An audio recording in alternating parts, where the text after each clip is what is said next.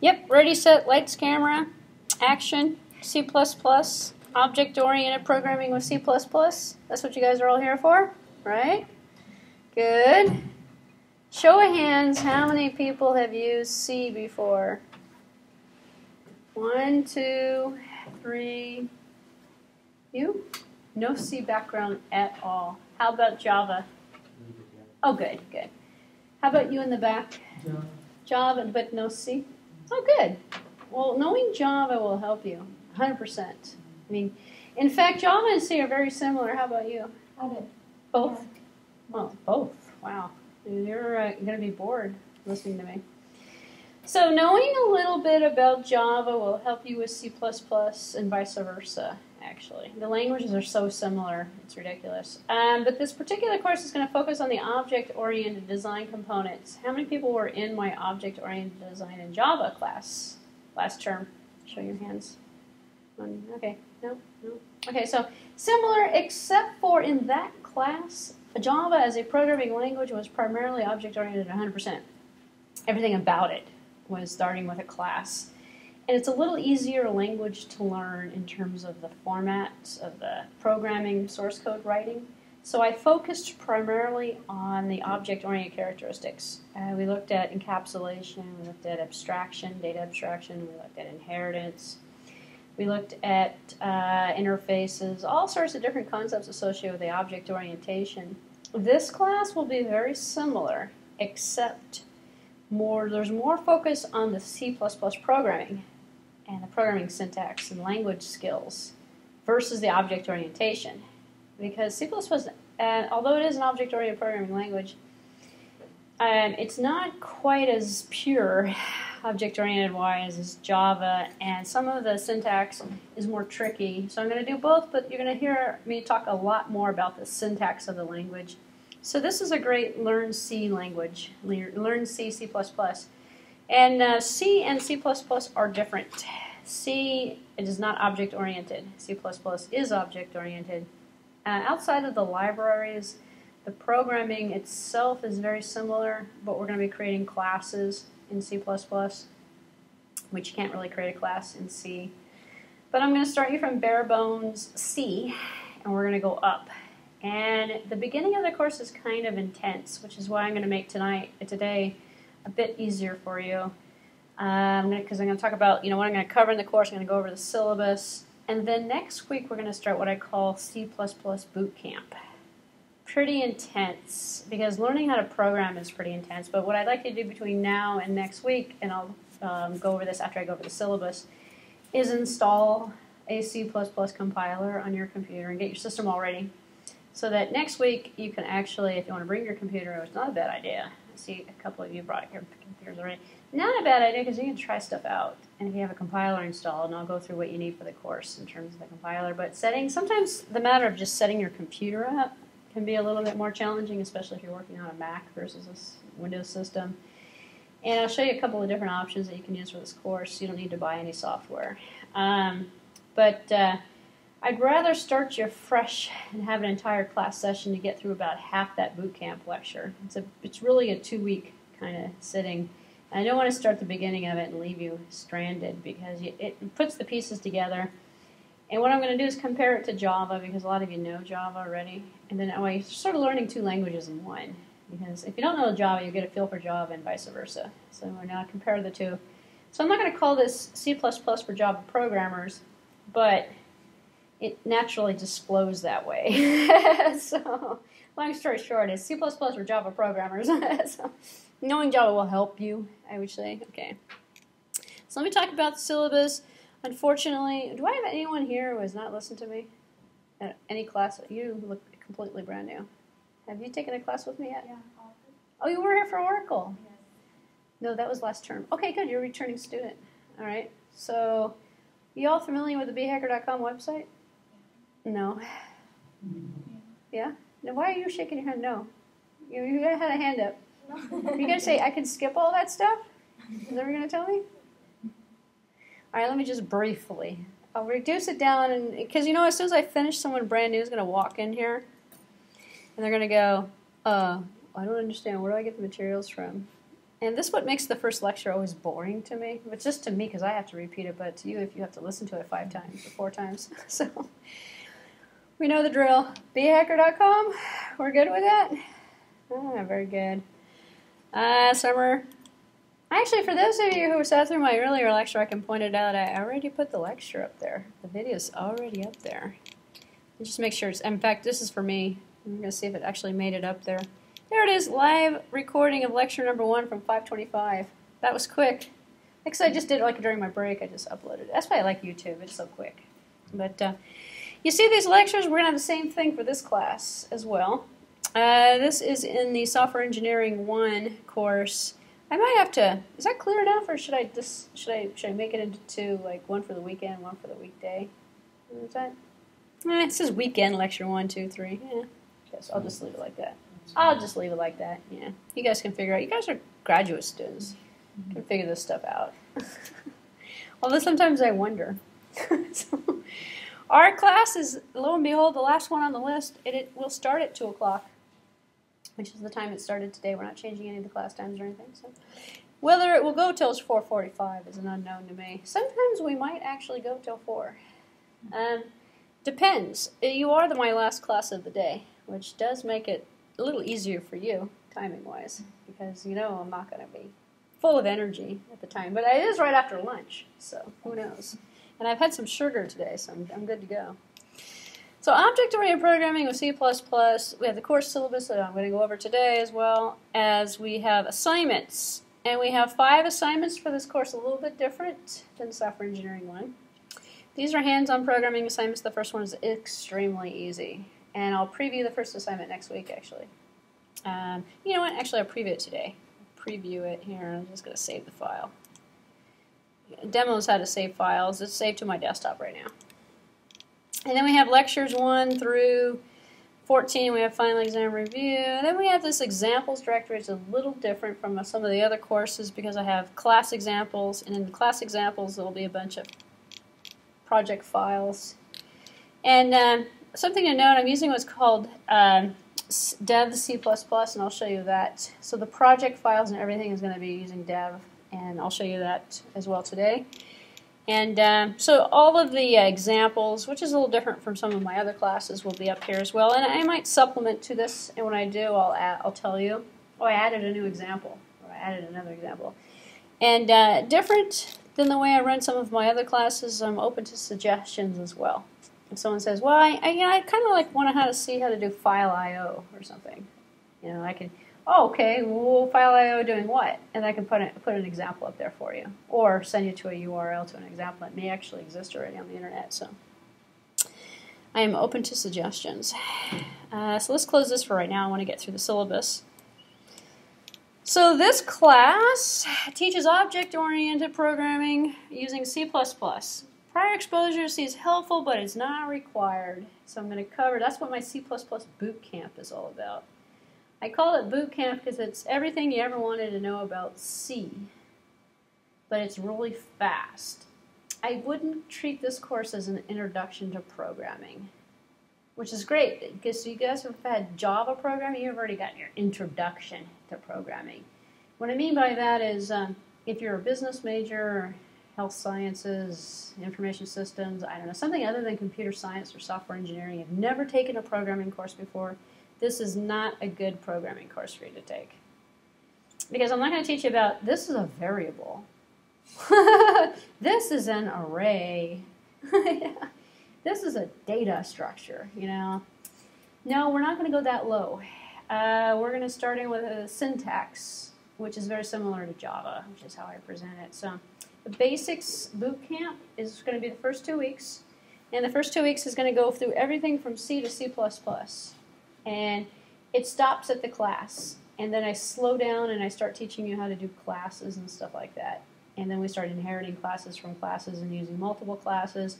Same thing we did in the Java class, but with C++, essentially. So it's not as boring as I just made it sound, but it's definitely educational and a lot different from the Java class if you just came out of that one. So topics are going to be the syntax of C++, classes, objects, encapsulation, inheritance, polymorphism, use, reuse, programming with objects, standard template libraries, namespaces. I'll show you that in boot camp actually. Exception handling, typecasting, file I/O, and the prerequisite of knowledge of C, that should probably be changed because the first sentence in here says no prior C. C is helpful, but it's not required. So the basic C is going to be covered in the first couple weeks. So learning objectives, you can kind of read through that on your own. The textbook, different from some of my other classes, I actually recommend this book.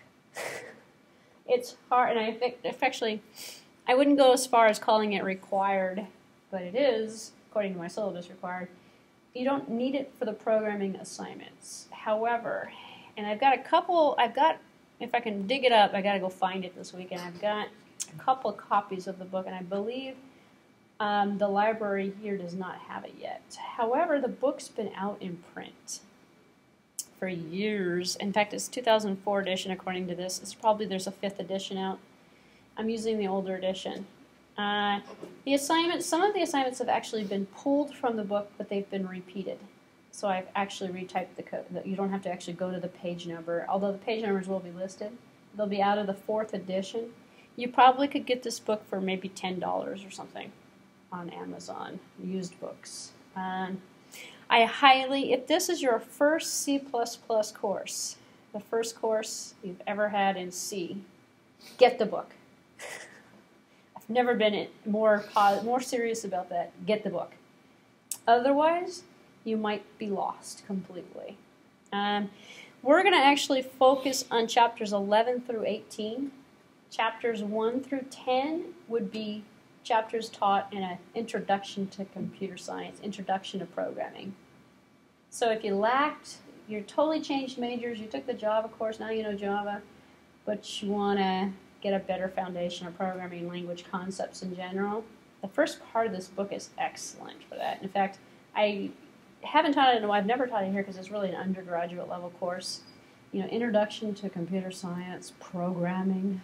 It's like when you were an undergraduate student, if you've studied computer science, everyone has to take a Computer Science 1 and Computer Science 2. Teaches you stuff like variables, or data structure, the concept of data structures, the concept of algorithms, all that basic computer science stuff we all take for granted right now. That's what the first part of this book is going to go into, which is not bad. And then chapters 11 onward start with the class concept.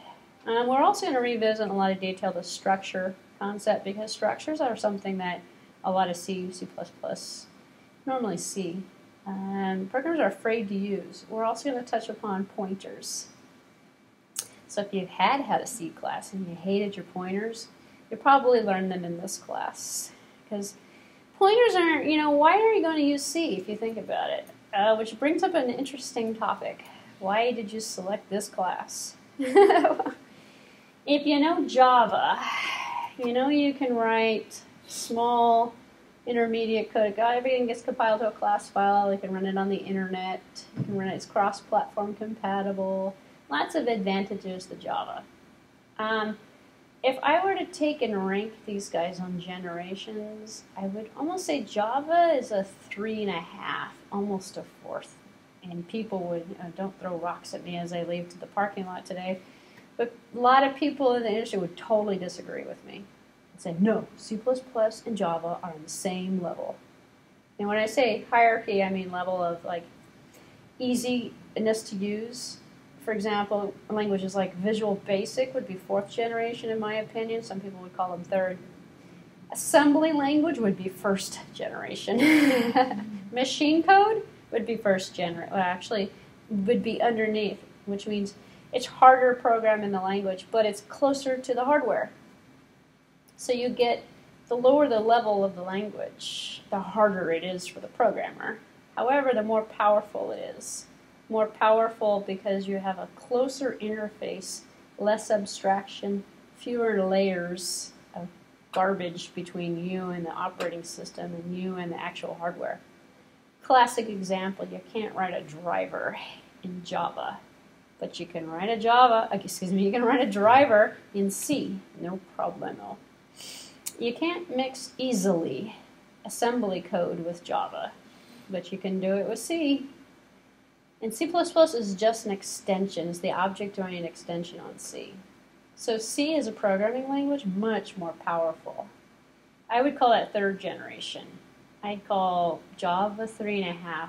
I'd call Visual Basic 4. Visual Basic, you can't. Yeah, you can write a DLL in Visual Basic. For the purposes of this course, we're not going to touch .NET.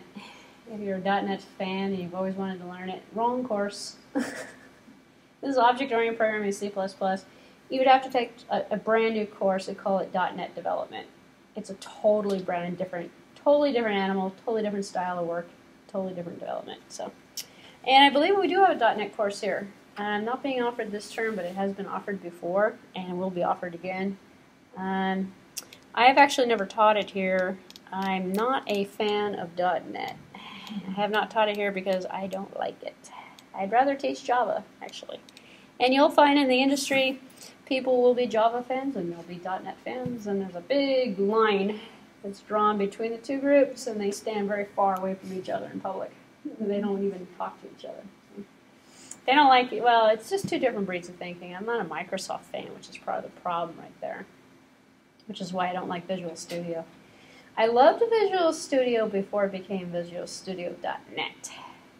And I didn't like Visual Studio. Here's my beef on that. Outside of all the .NET stuff, and I'll leave that alone, because I don't want to get in trouble here again. But what my problem with Visual Studio is that it's so complicated. The whole Visual Studio started out as a good concept, as an integrated development environment, and it was good. We had Visual Basic, C++, we had a couple of minor little add-ons for it. Now we open it up, and you got, was it C-sharp's probably in there? I can't remember right now. It's included in there. Visual Studio. It's got C++, C-sharp, Visual Basic, ASP.NET, bunch of utilities for internet development. It's so complicated. And they changed it around. So instead of picking a language to write something in, you pick a package, or pick a project type. I want to do an internet application. I want to do it. And it's almost like too high level of abstraction for people who like to know what they're writing. People like to pick out the language that they're using and pick out the technologies and pick out. If I want to use Visual C, I just want to open up C++. In the old days, you opened up, before .NET came around, you just opened it up, simple little screen. You just picked, and you didn't actually even have to create a project type. And compiling was easier, and the whole thing was just a lot more, user interface was a lot more easier to understand. Now it's just so complicated, it's ridiculous. And it requires you to install .NET on your computer, even if you're not programming in .NET. And every executable file that you create, whether or not you have .NET, anything in it, requires .NET, which is ridiculous. So I'm not a fan of Microsoft. Well, let's go into the grading. Let's change the topic a little bit here. I don't know why I put the final exam up here first, but I did. The interesting grading here, this is the same thing as the Java class, actually. Same kind of concept. In the Java class, we had 5 assignments, and each one of the 5 assignments were worth 5 points each for 25% of the grade, and half the students went, it's the same as the midterm, same as the final. But there's 5 assignments, and some of them were really hard. Was it really worth the effort? The thing is, that's how you're going to learn in the course. So, unfortunately, I got to give you some practice doing stuff. But the one thing that's different is when I rewrote this course recently, I changed the assignments so the assignments are easier. So unlike the Java class where you had 5 very challenging assignments, here you got 5 so-so, not so challenging, doable. But in this class, which is different from the Java class, if you hadn't noticed, that midterm wasn't too hard, the final wasn't too hard. The assignments were terribly hard. This is the opposite. Assignments are easy. Midterm's going to be a little bit more challenging. Final's going to be a little bit more challenging. But the assignments are going to make it at least easier. Here's the reason why. Java, you can get by without writing very much. Believe it or not, you're going to actually not have to do very much and learn a lot of Java. And it was all object-oriented programming style and object-oriented features. Here, there's a lot more of a focus on the programming language syntax and on the C++ basics and C basics, with a little bit less focus on the object-oriented part, which means the exams are going to be harder.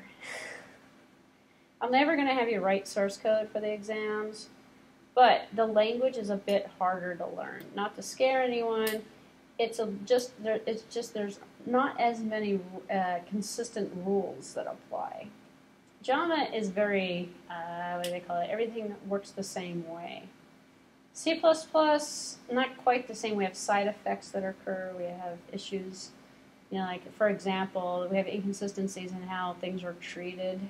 You know, like the return value or limitations, like certain function types can't be a certain data type, certain return values get passed by reference instead of passed by value. Java, it's all the same. Everything's passed by reference in Java. So there's no difference between passed by value and passed by reference in Java. There's no difference. If you don't know that, don't worry about it.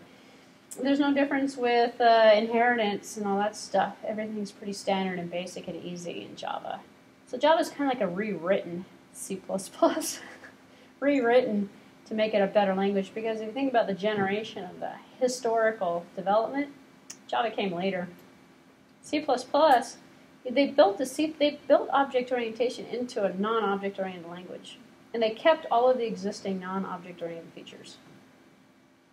Obviously, it's a basket full of garbage. You got everything. In fact, there's some programmers that program in C++ and never touch any of the object oriented features, and they keep thinking that they're programming in an object oriented way. Unless you make a class, you're not object oriented. You're not programming in object orientation. Just because you're using structures or something like that doesn't mean you're using object orientation. So that and the inheritance is more difficult. The different files. Java, we got one type of file, a .java. We compile it and it makes one type of file, a .clss, a class file. Here we got .h's, .s, .c, C++. We got, you know, shared object files. We got all sorts of other different types of files that could exist that all get compiled, and it's a compiled language, which is different than an interpreted language as well. We have compilation issues. We've got compilation, you know, third-party libraries to add to the make process. The whole language interface is just a lot more detailed in terms of, or a lot more complex, but not too terribly complex. So it's still manageable, and we're not going to cover all of the different. This isn't a C++ programming course; it's object-oriented programming in C++. So we're going to focus on the object-oriented components. So we're going to skip a lot of the basics in terms of you know, creating DLLs and stuff like that out of it. But it's a more multi-purpose language than Java is. However, we can't create a applet.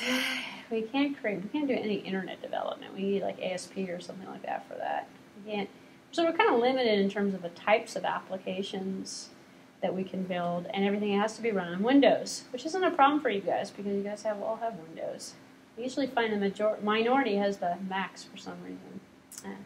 Java was not a problem; you could use on both. So this is the Mac, but I have a Windows partition on it, by the way. So I'll be bringing up the Windows, starting next week, I'll be bringing up the Windows partition and showing you how to do stuff in Windows. But it does support C, but if I want to use the same tools as I'm going to recommend for you guys to use, then I'm probably going to want to show it on a Windows system. You don't need .NET, though, and I don't have .NET installed in this notebook either. So, you guys like .NET? Let me poll. Now that I've said all this negative stuff about it, and I really haven't said anything negative. Hello. Hi. Just pointing you out because you came in late. All right, so the final exam will be an in-class exam taken in the very last week of class. Midterm exam will be a take-home exam taken halfway in between. It'll be available. You have like 3 or 4 weeks to do it. Midterm exam, I'm probably going to give you a programming assignment. Final exam will be theory. No programming, no source code writing on an exam that you have to take in class. So you don't have to worry about memorizing. Nobody really memorizes stuff. Through practice, you remember like 90% of it, but everyone makes typos and you go, yeah, that's right, it's a capital this, or it's a this. You know, I'm not going to nitpick your programming, your syntax writing. And then we have this 25% on the CSLO. That's an essay. Yeah, that's an easy exam. That's an easy because there's no programming involved with that at all. Instead, I'm going to give you like 5 topics and you pick one. And no, I'm not going to ask you the differences between. Same thing as right. I did not ask Java and C++. I'm not going to ask you one of those questions. Compare C++ with Java or anything like that. Instead, one of the questions I'd like to ask, and this would just be one of the options, would be, what is C++ lacking in terms of pure object-oriented support? And hopefully by the end of the course you might be able to answer that as you see what's going on in terms of the features of the language and how the language is used to create object-oriented programming. It's not actually as fully supported as Java. So a question like that where you can do some research and you can write up,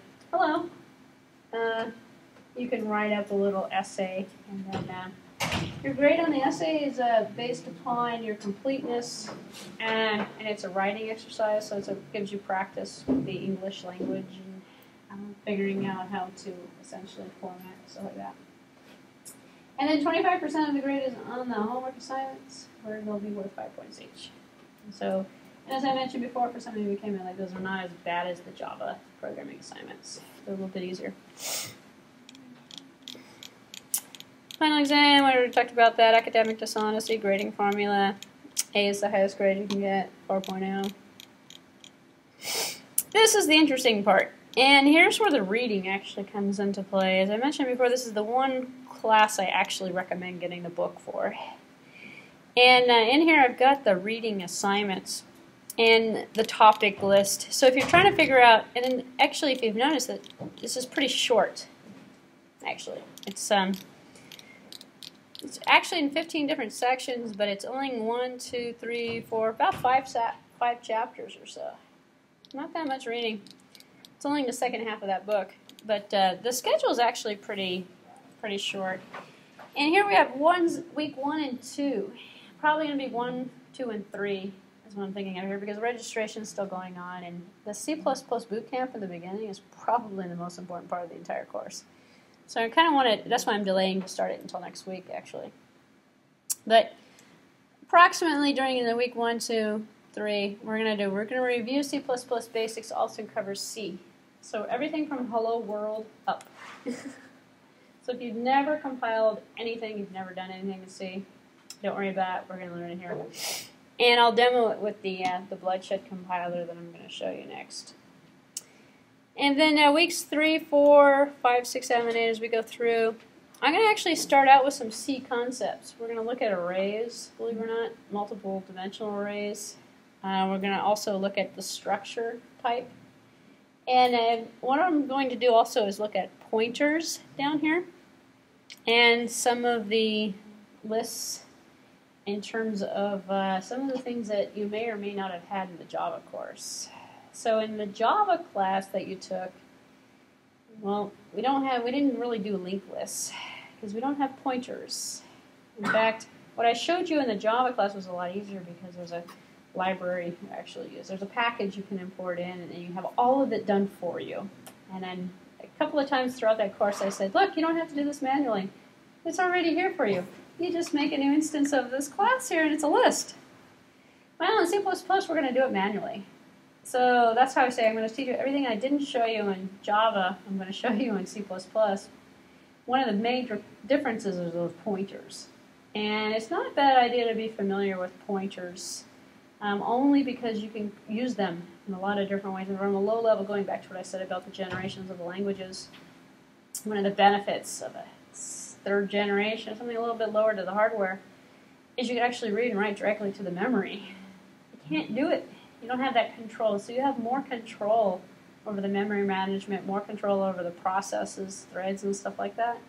Although we're not going to hit thread programming. If this were a networking course, like a client-server course or something, or a network, then we'd hit threads or multi-programming, multi-threaded types of environments. But it's not, so we're not going to go there.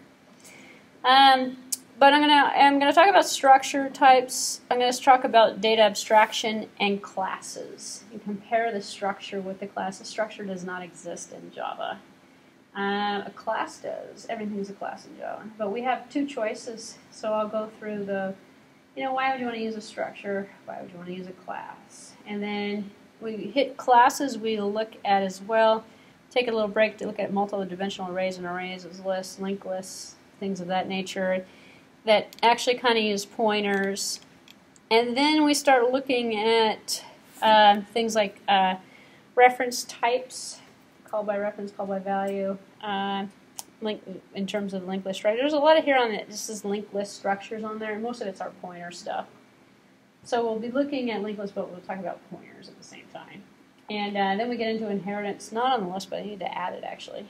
And we have one really cool program that you'll write that will use inheritance. You'll inherit a couple of different lines from it. Very similar to what we did in the Java class, actually.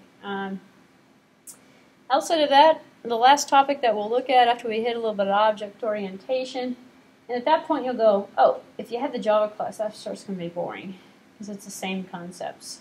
You know, the entire concept of encapsulation.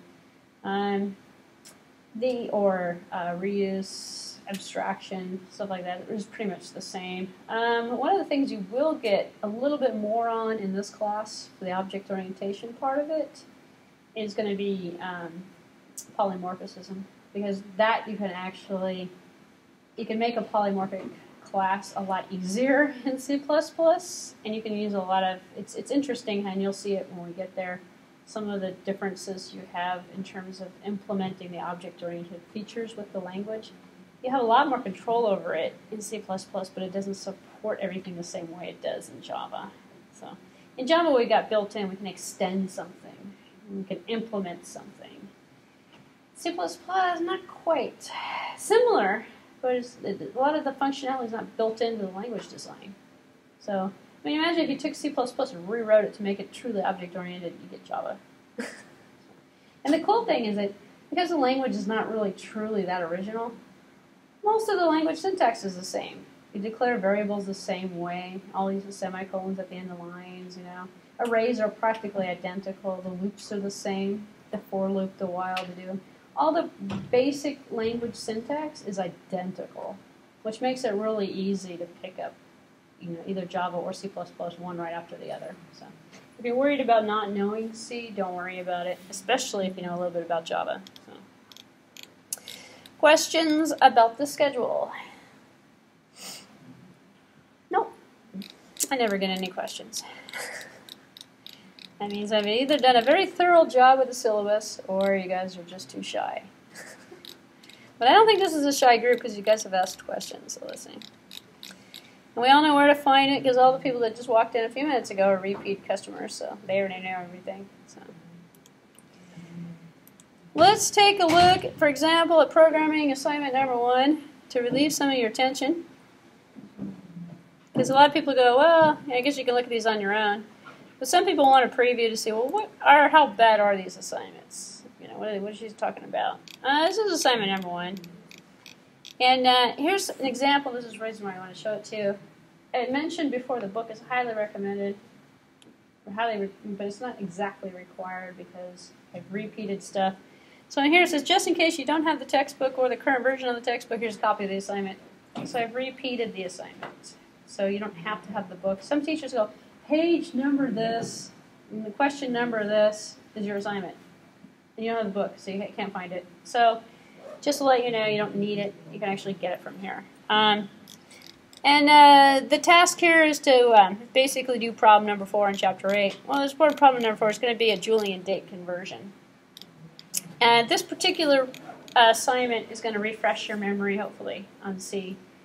And as I mentioned before, for some of you people who came in late, we're having C++ boot camp starting next week, where I'm going to go through the entire C language plus all of the language syntax in about 3 weeks' time. So it's a crash course in C programming. She sells, I'm going to do this one. She sells seashells on the seashore. Got it. Crash course in C programming. C++ bootcamp, 3 weeks, constant, 1, 2, 3. So if you miss any of it, it'll be recorded. You can catch the video. And I'm actually going to label it differently when I put it out there on YouTube, so people are C++ bootcamp, part 1, 2, 3, so people know, oh, Because what ends up happening is you'll go through and you go, how did you do a structure? You know, how did you do that? You know, how did you do those arrays? You know, how did you do this? And then it's kind of an easy refresher. This covers variables, functions, you know, all those little things that you may not have gotten, or maybe you haven't had a programming course before, who knows. So if it's too low level, come back in 3 weeks, and we'll start with C++. But that's an example of one of the first programming assignments. And I'll put that up here. And just to give you, it's serious, that's what I call it. This is lecture number 1. This is going to be the next week. Where'd it go? Okay. Okay, so for those of you who have not gotten it, how many people actually don't have a C++ compiler on their computer? You don't have one? Just one person doesn't. Okay, that makes a lot of sense. All right, write this URL down. I wish, actually I can make it bigger. I think I can remember how to do this. Nope. Wrong one. This is Shift plus. No, I'm just making a mess here. I'll write this down here. Bloodshed. www.blood,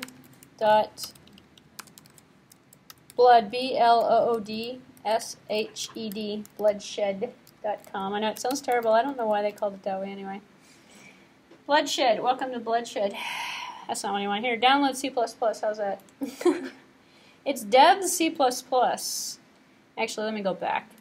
Here, actually, let me tell you how I originally found it. I went to Google and I typed in Bloodshed. Actually, if you type in here, this might actually work as well. Dev, D-E-V, C++. Oh, they make it for the Mac? Let me download it. This is new. Nope. Service unavailable. It's a hoax. I don't think they make it for the Mac.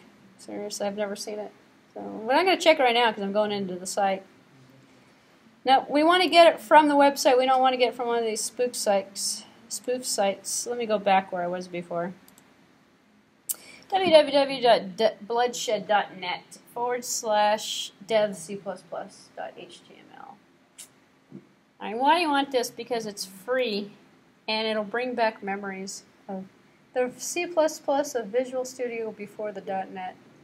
It's like Visual Studio 4.0 or so, 3.0. And the look and feel is almost identical. And it's nice because it's easy. It's really easy. This is one I'm going to use to demo all of the programs for this course and stuff. So if you click on the download button, it'll take you to this little link here. If you click on Dev C++, you can see it actually there's interfaces for Pascal in here too. It's a nice teaching language, and there's a lot of support for it for an open source free program. It's amazing. So what we're looking for, and it's kind of hard to find it, you'll see current beta on the top, which is nice. They moved it around. The link to download it is actually kind of small. Here it is. Go to the download page. That's the page I was looking for. If you can see that little screen right here, it looks like C++. It looks like the old version of Visual Studio, which is nice. It doesn't work. It doesn't work on the Mac. I don't know. This is what you want. They're all going to say beta on them, so you're never going to find it. It doesn't matter which version of Dev you get. If you don't like Dev, you have Microsoft Visual C++.net. You're more than welcome to use it. Or if you have an older version, you're more than welcome. You can use any compiler you want, as long as it's a C++ compiler. Dev is nice because it supports C and C++, and it's one of the easiest ones to use, actually. In fact, I might actually even have it. Let me bring up my Windows real quick. I might actually even have it installed already. And if you have a Mac, here's a good demo of what's a program called Parallels you might be interested in as well. You install Parallels as a virtual machine program, and then you install operating systems inside of Parallels. So, oops, I know there's another version up here. Let's just close it. Don't show me again. So I have a window here, and I'm booting Microsoft Windows in it. Actually, I'm booting XP inside of it. So in a few minutes, you'll see. Okay, you can see that. It's kind of interesting, actually, because I can run with a Mac and I can run with Windows at the same time. And I just want to check to see if I've got Got dev on here. I do, because this is going to save me time later. I'm wasting your time to save me time. And let's see, make that a little smaller. If you do, I can demo it too, real quick here. I'm not gonna. If it's not here, I'll wait till next week to download it and install it. But it's been a century since I booted this up, so that's why. Look, I even got the Windows. Ah, bummer. I don't have it. I have Eclipse on here. The interesting thing, if you download something like JGrasp or Eclipse or some of the other IDEs, you actually have to install a GNU version of C++ along with it. If you download and install the Bloodshed, it comes with it. The install is the easiest one you'll ever do. Do you guys want to see the install, or okay, you can probably figure it out. Give it a shot next week when you come back. After you've given it, if you have any questions about it, I can answer any questions. And in the meantime, I'll go ahead and install it on here. I don't want to waste your time doing that. And then, because starting next week, I'll run through dev for you and show you why I like it and stuff like that. And we'll see it work in terms of, because we have to compile Hello World and stuff like that as we go through our basics. So for homework, get your dev installed. Don't worry about the version that you're downloading. In fact, let me bookmark this page now. I know I have to download it. Get this ready for me. There we go. Executable only. No, here we go. This is the one you want. You want GCC main languages. This is the GNU open source C++ that you actually, the GCC compiler, and it will actually put a Windows compatible version of it on there, which is the W. Some of the other IDEs out there can be used, but you have to manually install the C++, which isn't so hot. And some of them don't support C; they just support C++. Oh yeah, this is the lecture. This is lecture number 1. Some students actually like to print these things out. This particular lecture is 165 slides, but it's going to take us 3 weeks to go through it. But as an example, if you're thinking about adding the course and you don't know, this is as low as we start, with the include concept, with the library concept, with the main concept, and we build Hello World out of it first. So the first 3 weeks are going to be extremely basic. So if you are experienced, I would say come back after 3 weeks or find out when I'm done. Did you finish the boot camp yet? And then you can come back and then you can pick up where your knowledge starts. I have to do this because some people have never had C before, so it's kind of hard. So, okay, so yeah, as I promised, we're going to make this an easy class this first meeting because I don't want to start the boot camp till next week. I want you guys to get your software installed. So, are there any questions or anything? For those days who came in late, you probably lost already. So. No, if not, then we're done for today, actually. So normally we'll go till about 3:30, 3:45. So today we're only going for like almost an hour, so, which is plenty just to get yourself oriented. And as I mentioned before, you could probably buy the book, the 4th edition of the book, get the ISBN from the syllabus for maybe $10 or less. Get a used copy of it. It's used, and I'm sure we're up to the 5th by now. Although the books normally stay out a couple years in each edition, so we may not be up to the 5th yet. But it's probably one of the best learned C++ books. Used in a lot of undergraduate courses, but also used like the later chapters in a more advanced course. So unless we have any questions, we are done for today. We can see you. Well, we have class next week. Monday doesn't because there's a holiday, Memorial Day. But we do have class Wednesdays. So this class, actually, we have like an extra week because if you think about it, the Monday section course is going to be a shorter week. So we can start next week. All right. No questions? No, we're done. Bye-bye. See you next time.